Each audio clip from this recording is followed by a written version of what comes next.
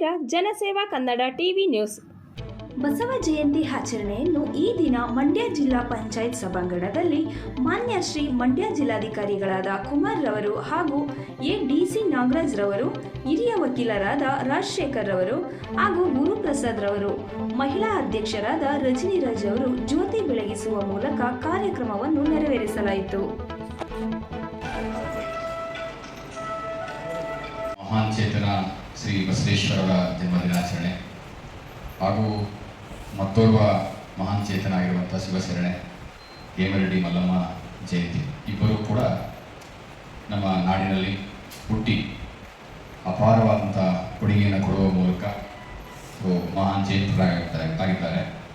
ಈ ಒಂದು ಸರಳ ಸಮಾರಂಭದ ಕಾರ್ಯಕ್ರಮದಲ್ಲಿ ನಮ್ಮ ಜೊತೆಗೂಡಿರ್ತಕ್ಕಂಥ ನನ್ನ ಸಹೋದ್ಯೋಗಿ ಮಿತ್ರ ಎಡಿಸಿ ಡಾಕ್ಟರ್ ಎಚ್.ಎಲ್. ನಾಗರಾಜ್ ಅವರೇ ಹಾಗೂ ಜಿಲ್ಲಾ ಪಂಚಾಯತಿ ಡೆಪ್ಯೂಟಿ ಸೆಕ್ರೆಟರಿ ಆಗಿರುವಂಥ ಬಾಬು ಅವರೇ, ವಕೀಲರಾಗಿರುವಂಥ ರಾಜಶೇಖರ್ ಅವರೇ, ಗುರುಪ್ರಸಾದ್ ಅವರೇ, ರಜನಿರಾವ್ ಅವರೇ ಹಾಗೂ ಕೃಷ್ಣೇಗೌಡರವರೇ ಮತ್ತು ವೇದಿಕೆಯ ಮುಂಭಾಗದಲ್ಲಿರುವಂಥ ಎಲ್ಲ ಪ್ರೀತಿಯ ಸಹೋದಯ ಬಂಧುಗಳೇ, ತಮ್ಮ ಎಲ್ಲರಿಗೂ ಕೂಡ ಬಸವೇಶ್ವರ ಮತ್ತು ಹೇಮರೆಡ್ಡಿ ಮಲ್ಲಮ್ಮ ಜಯಂತಿ ಶುಭಾಶಯಗಳನ್ನು ಕೋರ್ತಾ, ವಿಶೇಷವಾಗಿ ಇವತ್ತು ಒಂದು ವಿಶೇಷವಾದಂಥ ದಿನ, ಅಕ್ಷಯ ತೃತೀಯ ಅಂತಲೂ ಕರೀತಾರೆ.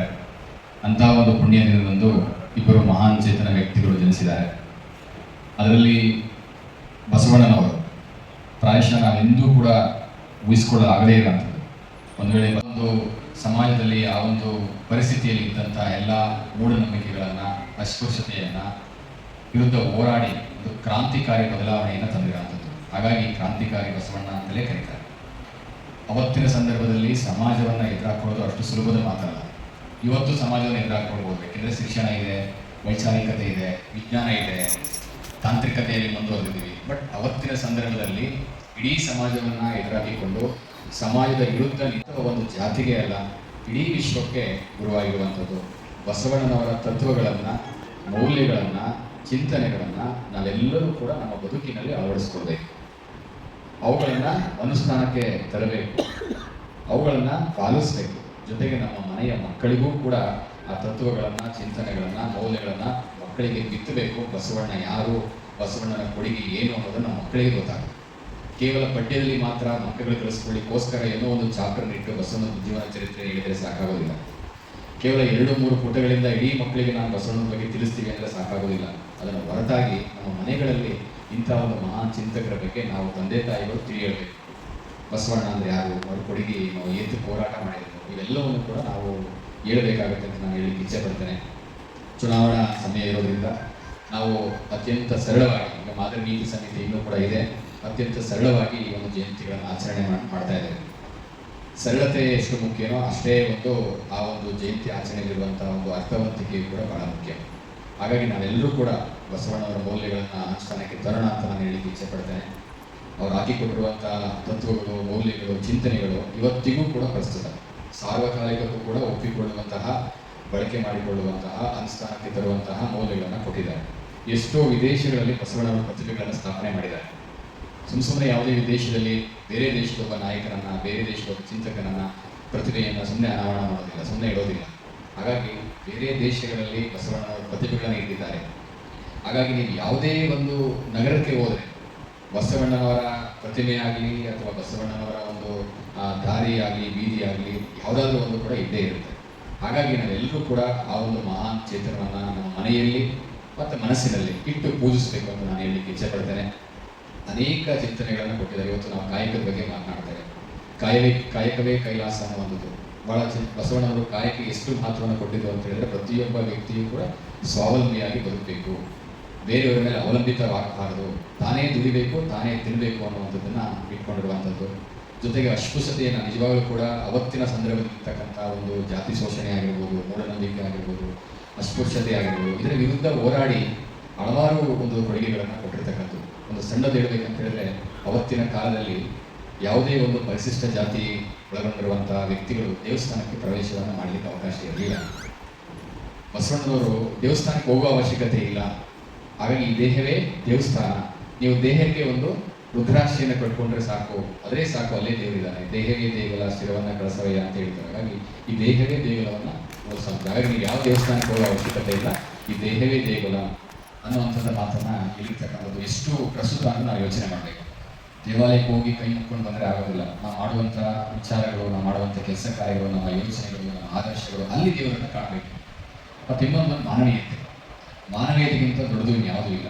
ಇವೆಲ್ಲವನ್ನೂ ಕೂಡ ನಾವು ವಿಚಾರ ಮಾಡಬೇಕು. ಅವತ್ತಿನ ಸಂದರ್ಭದಲ್ಲಿಯೇ ಅನುಭವ ಮಂಟಪವನ್ನು ಕಟ್ಟಿ ಶತಮಾನದಲ್ಲಿ ಬಸವಣ್ಣನವರು 12ನೇ ಶತಮಾನದಲ್ಲಿ ಬಂದು ಹೋಗಿದ್ರು, ಹೇಮರೆಡ್ಡಿ ಮಲ್ಲಮ್ಮ 15ನೇ ಶತಮಾನದಲ್ಲಿ ಬಂದು ಹೋಗಿದ್ರು. ಶಿಶುನಾಳ ಶರೀಫರೇ ಅವ್ರನ್ನ ಹೊಗಳ್ತಾರೆ ಅಂದರೆ ನಾವೆಲ್ಲರೂ ಅರ್ಥ ಮಾಡ್ಕೋಬೇಕು. ಅವರ ಶಿಷ್ಯಾಗಿ ಆ ಒಂದು ಆಧ್ಯಾತ್ಮಿಕ ನೆಲೆಯ ಮೂಲಕ, ಧಾರ್ಮಿಕ ನೆಲೆಗಟ್ಟಿಯ ಮೂಲಕ ನಾವು ಲೌಕಿಕ ಬದುಕಿನಲ್ಲಿ ಯಾವ ರೀತಿ ಅಲೌಕಿಕತೆಗೆ ಸಾಗಬಹುದು ಅನ್ನೋಕ್ಕೆ ಉದಾಹರಣೆ ಹೇಮರೆಡ್ಡಿ ಮಲ್ಲಮ್ಮ. ಅಂದರೆ ಸಂಸಾರವನ್ನು ಕಟ್ಕೊಂಡು ಮದುವೆ ಆಗಿ ಮಕ್ಕಳಾಗಿ ಎಲ್ಲ ಸಂಸಾರ ಇದ್ರೂ ಕೂಡ ಆ ಲೌಕಿಕ ಬದುಕಿನಲ್ಲಿ ಬದುಕ್ತಾ ಆಧ್ಯಾತ್ಮಿಕ ನೆಲೆಗಟ್ಟಿನಲ್ಲಿ ಹೇಗೆ ಅಲೌಕಿಕತೆ ಕಡೆ ಹೋದ್ರು ಅನ್ನೋದಕ್ಕೆ ಹೇಮರೆಡ್ಡಿ ಮಲ್ಲಮ್ಮನೇ ಒಂದು ಸಾಧನೆ ಅಂತ ನಾನು ಹೇಳ್ತಾ, ಇಬ್ಬರು ಮಹಾನ್ ಚೇತನರ ಒಂದು ಇವತ್ತು ಜನ್ಮ ದಿನಾಚರಣೆಯನ್ನು ನಾವೆಲ್ಲರೂ ಆಚರಣೆ ಮಾಡಿದ್ದೇವೆ. ಅವರ ತತ್ವಗಳನ್ನು, ಮೌಲ್ಯಗಳನ್ನು ನಮ್ಮ ಬದುಕಿನಲ್ಲಿ ಅಳವಡಿಸ್ಕೊಳ್ಳೋಣ, ನಮ್ಮ ಬದುಕಿನಲ್ಲಿ ಅನುಷ್ಠಾನ ಮಾಡೋಣ ಅಂತೇಳಿ ನನ್ನ ಮಾತನ್ನು ಮುಗಿಸ್ತೇನೆ. ಎಲ್ಲರಿಗೂ ನಮಸ್ಕಾರ.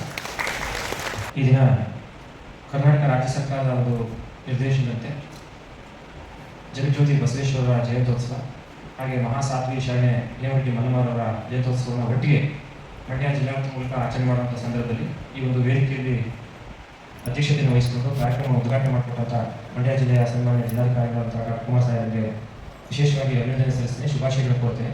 ಕಾರಣ ಅವರು ಬಹಳ ಸೂಕ್ಷ್ಮವಾಗಿ ಇಬ್ಬರು ಮಹಾನ್ ಚೇತನರ ವ್ಯಕ್ತಿತ್ವದ ದರ್ಶನವನ್ನು ನಮಗೆಲ್ಲರಿಗೂ ಮಾಡಿಕೊಟ್ಟಿದ್ದಾರೆ. ಹಾಗಾಗಿ ಅವರಿಗೆ ಮತ್ತೊಮ್ಮೆ ಜಿಲ್ಲಾಡಳಿತ ಪರವಾಗಿ ತಮ್ಮೆಲ್ಲರ ಪರವಾಗಿ ಅಭಿನಂದನೆ ಸಲ್ಲಿಸ್ತೇನೆ.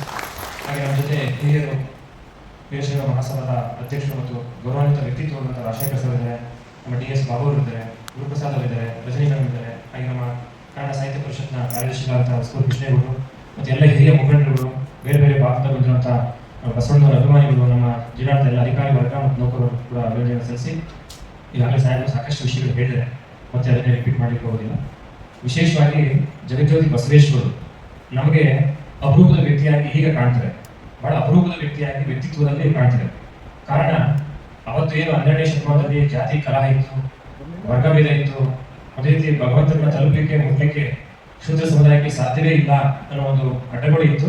ಅದನ್ನು ನಿವಾರಣೆ ಮಾಡಲಿಕ್ಕೆ ಸಾಕಷ್ಟು ಪ್ರಯೋಗಗಳು, ಹೊಸ ಎಕ್ಸ್ಪೆರಿಮೆಂಟ್ಸ್ ಅನ್ನು ಮಾಡೋದ್ರ ಮೂಲಕ, ಜನರಲ್ಲಿ ಧೈರ್ಯವನ್ನು ತುಂಬೋದ್ರ ಮೂಲಕ, ಜನರಿಗೆ ಹೊಸ ಮಾರ್ಗವನ್ನು ತೋರೋದ್ರ ಮೂಲಕ ಕ್ರಾಂತಿಕಾರಿ ಬಸವಣ್ಣ ಅಂತೇಳಿ ಹೆಸರನ್ನು ಪಡ್ಕೊಂಡು, ಹಾಗೆ ನಾವು ಜಗಜ್ಯೋತಿ ಬಸವೇಶ್ವರು ಅಂತ ಕರಿತೀವಿ. ಅವರ ವಿಚಾರಗಳು, ಅವರ ಆದರ್ಶಗಳು ಅಥವಾ ಅವರ ತಾತ್ವಿಕ ಚಿಂತನೆಗಳು ಕೇವಲ ಕರ್ನಾಟಕಕ್ಕೆ ಮಾತ್ರ ಅನ್ವಯ ಆಗೋದಲ್ಲ. ಆ ಕಾಲದಲ್ಲಿ ಏನೆಲ್ಲ ಸಮಸ್ಯೆ ಇತ್ತು ಅದು ಜಗತ್ತಿನಲ್ಲಿ ಎಲ್ಲ ಕಡೆ ಕೂಡ ಇತ್ತು. ಈ ಕಾಲದಲ್ಲಿ ಏನು ಕರ್ನಾಟಕದಲ್ಲಿ ಸಮಸ್ಯೆ ಇದೆ ಅದು ಜಗತ್ತಿನಲ್ಲಿ ಎಲ್ಲ ಕಡೆ ಕೂಡ ಸಮಸ್ಯೆ ಇದೆ.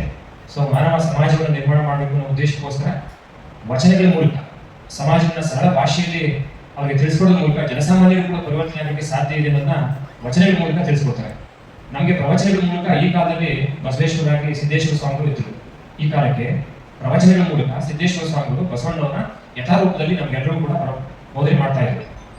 ಬಸವೇಶ್ವರ ಅನುಯಾಯಿಗಳಾಗಿ ಸಾವಿರಾರು ಶರಣರು ಕಾಯಕ ಯೋಗದ ಮೂಲಕ, ಕಾಯಕ ತತ್ವದ ಮೂಲಕ ಬಸವೇಶ್ವರನ ಅನುಸರಿಸಿ ಆಧ್ಯಾತ್ಮ ಚಿಂತನೆಗೆ ತೊಡಗಿಸ್ಕೊಂಡಿದ್ದು ಬಹಳ ಶ್ರೇಷ್ಠವಾದಂತಹ ಒಂದು ಮಾರ್ಗ. ಇವತ್ತು ಕೂಡ ಆ ವಿಷಯಗಳು ಎಷ್ಟು ಪ್ರಚಲಿತ ಅಂದ್ರೆ ನಾವು ಕೆಲಸ ಮಾಡೋದೇ ಬಿಟ್ಬಿಡ್ತೀವಿ, ಬರೀ ಪೂಜೆ ಪೂಜೆ ಪೂಜೆ ಮಾಡ್ತೀವಿ. ಆದ್ರೆ ಬಸವೇಶ್ವರರು ಭಕ್ತಿ ಭಂಡಾರಿ ಬಸವಣ್ಣ ಅಂತ ಹೇಳ್ತಾರೆ. ಯಾವ ಭಕ್ತಿ? ಆತ್ಮಪೂರ್ವಕವಾದಂತಹ ಭಕ್ತಿ, ವೈಭವಿತವಾದಂತಹ ಆಚರಣೆ, ಹೊರಗಡೆ ತೋರಿಸುವಂತಹ ಭಕ್ತಿ ಅಲ್ಲ, ಬಾಹ್ಯ ಭಕ್ತಿ ಅಲ್ಲ, ಆಂತರಿಕ ಭಕ್ತಿ. ಅದಕ್ಕೆ ಅವರು ಒಬ್ಬ ಮನುಷ್ಯನನ್ನ, ಒಂದು ಪ್ರಾಣಿಯನ್ನ, ಮನುಷ್ಯನನ್ನ ದೇವಾಲಯದ ರೂಪದಲ್ಲಿ, ದೇವರ ರೂಪದಲ್ಲಿ, ಆತ್ಮದ ರೂಪದಲ್ಲಿ ನೋಡ್ತಾರೆ. ಎನ್ನ ಕಾಲೇ ಕಂಬ ದೇಹವೇ ದೇಗುಲ ಶಿರವನ್ನ ಕಳಸವಯ್ಯ. ಅಂದ್ರೆ ಆತ್ಮಶುದ್ಧಿ ಇಟ್ಕೊಂಡು ನಾವು ಕಾಯಕ ಮಾರ್ಗದ ಮೂಲಕ ಜೀವನವನ್ನು ಸಾರ್ಥಕಪಡಿಸ್ಕೊಳ್ಳೋಣ. ಈ ಜಾತಿ, ಧರ್ಮ, ಭಾಷೆ ಇದರ ಭಿನ್ನತೆಯನ್ನು ತೆಗೆದಾಕೋಣ ಅಂತೇಳಿ ದಲಿತರ ಹೆಣ್ಮಗಳನ್ನ ಹಿರಿಯ ಮೇಲ್ವರ್ಗದ ಒಂದು ಪುರುಷನಿಗೆ ಮದುವೆ ಮಾಡೋದ್ರ ಮೂಲಕ ಮೊಟ್ಟ ಮೊದಲಿಗೆ ಆ ನೆಲದಲ್ಲಿದ್ದಂಥ ಕಾನೂನನ್ನ ವಿರೋಧಪಡಿಸ್ತಾರೆ. ಅಂದ್ರೆ ರಾಜಪ್ರಭುತ್ವಕ್ಕೆ ಈ ವಿಷಯದಲ್ಲಿ ಮೊದಲಿಗೆ ಒಂದು ದೊಡ್ಡ ಹೋರಾಟವನ್ನು ಕೊಡ್ತಾರೆ. ಅವರೊಬ್ಬ ಕಾರಣಿಕನಾಗಿ, ಮಂತ್ರಿಯಾಗಿ, ಆದರ್ಶಯುತವಾದಂಥ ಒಬ್ಬ ಶ್ರೇಷ್ಠ ಮಂತ್ರಿಯಾಗಿ ವಿಚಾರ ಒಪ್ಕೊಂಡಿದ್ರು ಕೂಡ ಈ ವಿಷಯದಲ್ಲಿ ಆ ರಾಜಪ್ರಭುತ್ವ ಅದನ್ನ ಒಪ್ಕೊಳ್ಳಿಕ್ಕೆ ಇಷ್ಟಪಡೋದಿಲ್ಲ. ಅವಾಗ ಸಾಂಪ್ರದಾಯಿಕವಾದಿಗಳು, ಆರ್ಥೋಡಾಕ್ಸ್ ಅಂತ ಏನ್ ಕರಿತೀವಿ, ಅವ್ರ ವಿರುದ್ಧ ಪಿತೂರಿ ಮಾಡ್ತಾರೆ, ಇವ್ರಿಗೆ ಬಹಳಷ್ಟು ತೊಂದರೆಯನ್ನು ಕೊಡ್ತಾರೆ. ಆದ್ರೂ ಎಲೆಗುತ್ತದೆ ಅನುಭವ ಮಂಟಪ ಅನ್ನೋ ಒಂದು ಹೊಸ ಆಧ್ಯಾತ್ಮಿಕ ಚಿಂತನ ಪಾರ್ಲಿಮೆಂಟ್ ಅನ್ನು ರಚನೆ ಮಾಡೋದ್ರ ಮೂಲಕ ಜನಸಾಮಾನ್ಯರಿಗೆ ಏನ್ ಬೇಕು, ಜನಸಾಮಾನ್ಯರ ಉದ್ದೇಶವೇನು, ಮನುಷ್ಯ ಹುಟ್ಟಿದ ಮೇಲೆ ಅವರ ಜೀವನವನ್ನು ಹೇಗೆ ಸಾರ್ಥಕ ಮಾಡಬೇಕು ಅಂತ ಒಂದು ಪಾಲಿಸಿ ಮೇಕಿಂಗ್ ಇನ್ಸ್ಟಿಟ್ಯೂಷನ್, ಜಗತ್ತೇ ಮೆಚ್ಚಬಹುದಾದಂತಹ ಒಂದು ಅತ್ಯಂತ ಪ್ರಯೋಗಾತ್ಮಕವಾದಂತಹ ಒಂದು ಸಂಸ್ಥೆ ಪಾರ್ಲಿಮೆಂಟ್ ಅಂತ ಧಾರ್ಮಿಕ ಸಂಸತ್ತನ್ನ ರಚನೆ ಮಾಡ್ತಾರೆ. ಅಲ್ಲಿ ಪಾಲಿಸಿಗಳನ್ನ ಮಾಡ್ಲಿಕ್ಕೆ ನೋಡ್ತಾರೆ. ಎಲ್ಲರೂ ವಿಚಾರಗಳನ್ನ ತಗೊಂತಾರೆ, ಎಲ್ಲರೂ ವಿಚಾರಗಳನ್ನ, ಒಬ್ಬೊಬ್ರು ಒಂದೊಂದು ರೀತಿ ವಿಚಾರಗಳನ್ನ ಹೇಳ್ತಾರೆ. ಆ ವಿಚಾರ